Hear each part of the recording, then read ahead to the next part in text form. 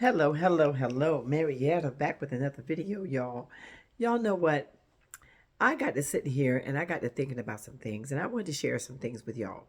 Some things that I wish I had knew a long time ago, but I didn't learn these things until I got older because of the fact that, you go through life, and the things that I've learned, first of all, is you believe that you have so much time.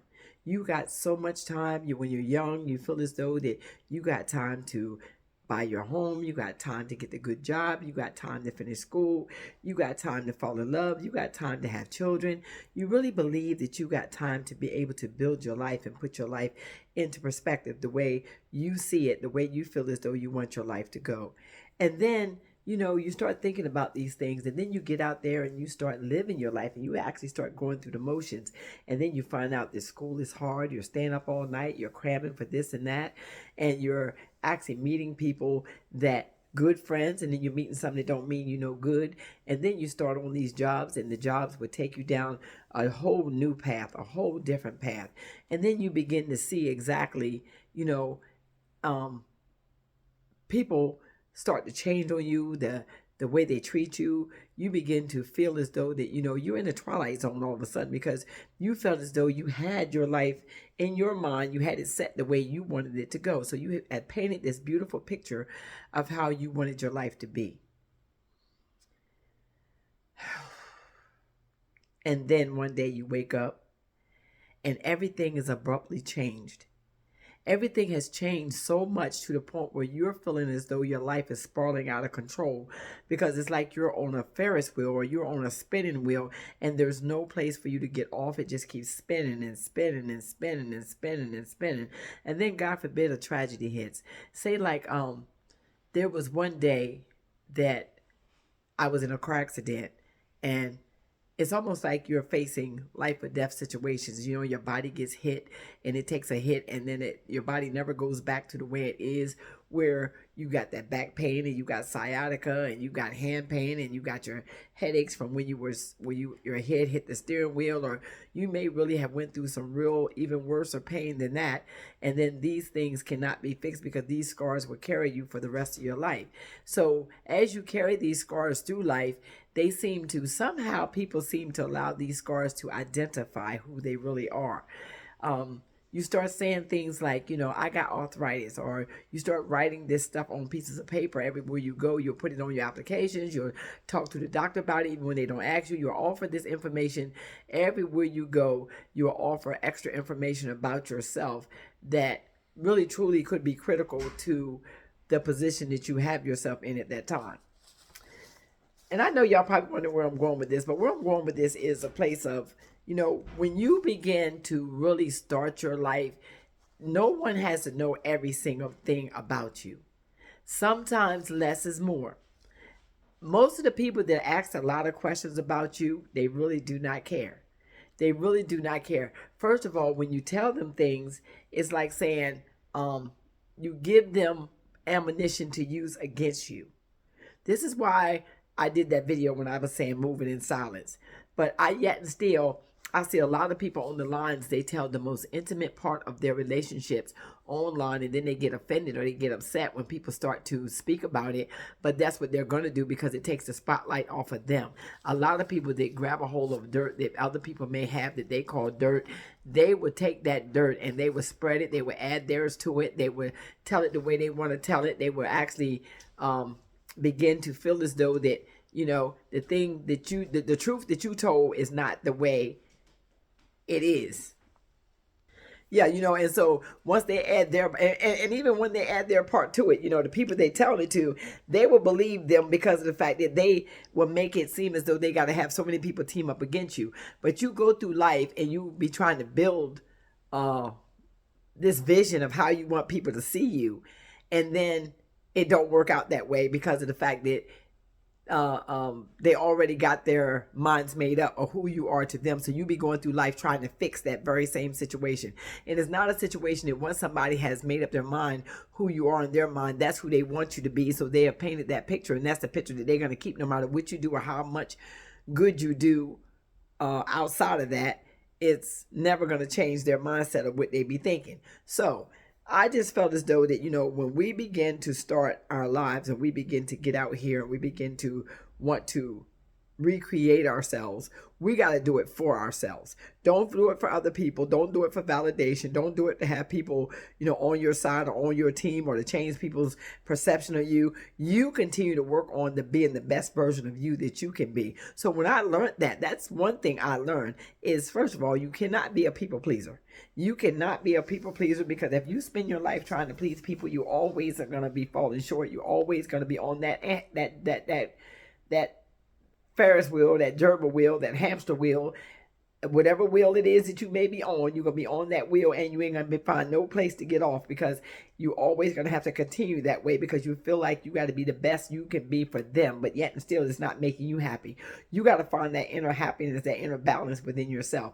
Once I found that inner balance and what made Marietta happy, it does not matter from that point on. You will no longer seek validation from the lips of people that do nothing for you, don't serve you. You know what I'm saying? You would never, ever worry about that kind of stuff again. You won't have to worry about being bullied. You won't have to worry about none of that, because you will understand that people just talk and you just let them talk. Sometimes people just need to be able to ride off of your skirt tail. In other words, basically that's what they're doing. They're trying to ride off of your skirt tail. They want to be where you are, be what you be what God has created you to be. And it's not about stuff. It's not about what you have. It's not none of that. It's not none of that. Because so many people that you may know some people right now that got more than you but can't stand you. They got more material things than you. They got more money than you. They got a better job than you. They may dress better than you to them. They may got more material jewelry, pocketbooks, or rims on their cars, wherever it be. They may have more of it than you, of material stuff, but they can't stand you. And the reason why is because you find happiness in the small things. You find happiness with just being with yourself, within yourself. You can be polite to others because of the fact that it just exudes out of you, because that's who you are. You don't waste your time trying to bring other people's down, and you don't have to bring nobody else down to build your own self up. Come on, somebody. When you're in the place of that, when you're in that place and you've learned to love yourself, you can learn to love others the right way. But until you learn to love yourself, you're always going to be backbiting. You're always going to be in a place of where you're going to envy, jealousy, and strife. Those spirits are going to overtake you to a place where they're going to drag you down and make you completely ugly on the inside, and may even make you ugly on the outside. Because I'm trying to tell you, you got some most beautiful people that are walking around with ugly spirits that you can't ask them nothing for they bite your head off. Just to say that to be, I say that to say I encountered one today. Every time you go out, you when I go out now, I try my best to not say too much, not interact with too many people, because I know the energy is crazy out there and I don't want my spirit to be vexed. So I try to keep my energy, my happy self to myself.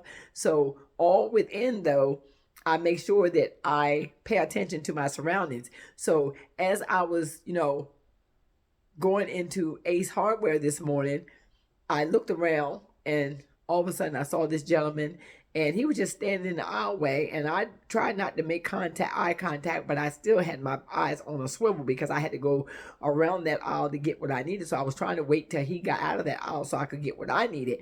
But it just seemed like he just stayed there and lingered. So I came back around. So I went in the other aisle, and I was just going to look for something else. But then something in my mind said, just go have the associate go get it for you. So I told the associate what I needed. They went to go get it from me. But as he come out of that aisle, it was almost like I never made eye contact with, but it was almost like he was staring and staring and staring, then to the point where the lady that was ringing me up, she said, "Do you know that person?" I said, I played it off. I was like, "No, I don't think so. I really don't think so." And she said, "Oh," she said, "because it seemed like he's watching you a lot." I said, "Yes." And the associate, I said, "Could you please let this male associate that gives my part, could you please have him walk me to my van, please?"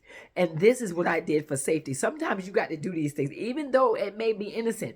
Don't take no chances. When your spirit feels funny, if something feels off, you make sure you continue to keep yourself safe at all costs. I don't care if it's a little thing. If you're discernment, if your spirit, or always trust your first mind. Always trust your first mind and begin to move, because it's not so much as you being cute or any of that. None of that. It's just the fact that people's energy is off.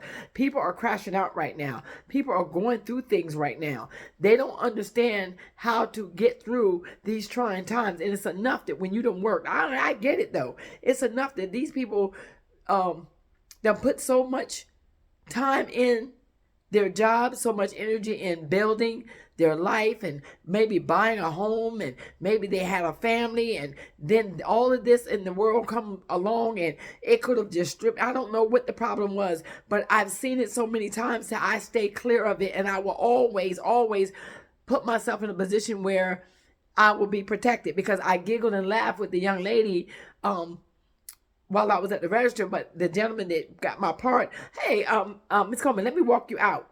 I said, okay, thank you so much. So I allowed them to walk me back to my car, put me in my car safely as I pulled off and left. And I thank God for that, because the gentleman was still inside the store. So it wasn't like, I had a problem once I got outside. I was good to go. And I was not going to have that problem. I was not going to stay around and have that anger or whatever was going on even give it a chance to even manifest around me, because I was not interested. But you do got to be careful. In this season, you got to make sure that you protect yourself, and you got to make sure that you pay attention to your surroundings, and you got to make sure that you get what you get and get back in your vehicle and go home. And if so you need an escort, get yourself an escort.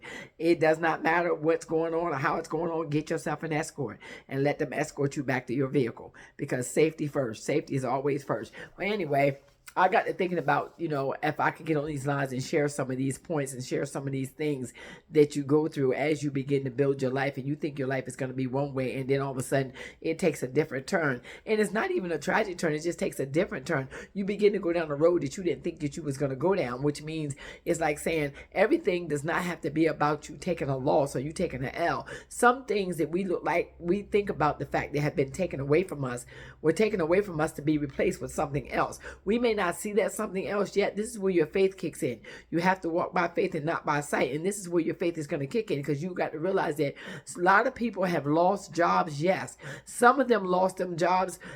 They did not want the job to start with. They just didn't have the strength or didn't have a replacement. So they stayed on the job. But then I do know a couple of people who left the job, and it was a blessing for them. After the job was taken away, or after they were laid off, or however they want to put it, once they left that position, they were able to begin to work for themselves, and they will begin to work for another company where they were okay for now at least. But I do know so many companies are laying off, and that's the thought that people, when I say for now at least, that's because people don't know if they're going to be next. They don't know when they're going to be next. They don't know if that job is going to lay off either. I mean, you look at the fact of how many people have been laid off in 2025. I mean, I can't even count it no more. I don't even know how high it is no more, but I know it's up there. It's really up there. I mean, in the millions. That's a lot of people that have been laid off in 2025 alone. So the American dream then turned into an American nightmare for so many people. So many people don't see themselves even coming out of this. You got graduates that are getting ready to graduate this year, the 2025 graduates. When they come out of school this year, what do they have to look forward to? What do they have to look forward to in an economy where there's no income, there's no jobs, and they got these student loans to pay and things of that nature? So it's a lot that's going on that we didn't have to worry about even back then. But now I'm looking at how the world is today, and I said to myself, what is it? What are we going to do? What are we going to do to make it other than to pray? Other than to pray, trust God, and keep on doing what we know how to do. Because what's happening is nothing that we can do about it. Like I keep saying, there are some things that only God can fix. There are some things only God can fix. And I really believe that what's going on in the economy today, only God can fix what is happening today. But one thing we can do is be more kind to one another. We can actually begin to help one another. You got to be in a position where even if you begin to barter with other people, you got to be able to be a people person and be able to talk to people and be able to treat people right. You got to still have your respect. My mama used to always tell me, respect goes a long ways. No matter which situation you find yourself into, if you can find in your heart to give somebody the respect that they deserve, you can get a lot further. And kicking that can down the road will be a lot easier if you can find it in your heart to be respectful to somebody else while you're in the midst of that situation. So, I mean, I just sit here sometimes, especially in the evenings like this, and it's like saying, after I think about how good God is and how we made it through today, and we made it through this day, and we still here. That's a lot to praise him for right there. The fact that you made it through this day. He didn't carry you down that dangerous highway if you left home. If you didn't leave home, he took care of you while you were in your home. And so you woke up this morning, you had clothes on your back, food on the table. You blessed. You were ahead of the game. You were ahead of the game. But so many people did not wake up in that position. So many people did not wake up at all. So you got to learn how to thank God for where you are. I guess that's the whole thing that I'm feeling, is the gratitude and to be able to be a blessing and to thank God for what he has done. Thank God for who he is. Just because of who, not asking him for nothing, not in need of nothing, just grateful. I'm just grateful that I know him in this hour. I'm grateful that I have that onboard GPS to redirect me when I feel as though like my body's out of whack or I'm getting out of line, or maybe before I get like when my discernment kicks in, when I feel like there may be danger lurking, you know what I'm saying? And you got to really pay attention to your surroundings and how he healed us when we go through some things. It's just so many things. I know him to be so many, plays a big part of my life. And I just pray that he plays a big part of your life too, beloved, that you begin to lean on him in this hour, begin to lean on him at this time, especially before you go to bed tonight. Speak to him, talk to him, have a conversation. You'll feel so much better. I'm telling you, empty all your burdens out, lay them at his feet, talk to God about anything and everything. That's what he's there for. He's there for you to be able to speak to, for you to be able to empty out, for you to be able to share, for you to be able to just vent about the things. He wants to hear from you, wants to know what's going on with you. And you ain't got to you ain't got to act like, you talking to no great big special person. He wants to know who you are, just like this. This is the same way I talk to y'all, the same way I talk to God. Open, honest, and wholeheartedly, because I just want people to be okay. And I know some of us are not going to be okay, and I know we're going to go through some things, and it may bring some tears. But yet, God is still able. As long as you know he's still able, that's all that matters. So with that being said, I want y'all to know that I love y'all. Y'all have a wonderful rest of your night. And I pray something I said in this video will help you along the way and help you kick your can down the road, because this is an individual journey. So if you haven't turned your notification bells on, please turn your notification bells on so you'll be notified when I drop my next video. Y'all have a blessed, wonderful rest of your night.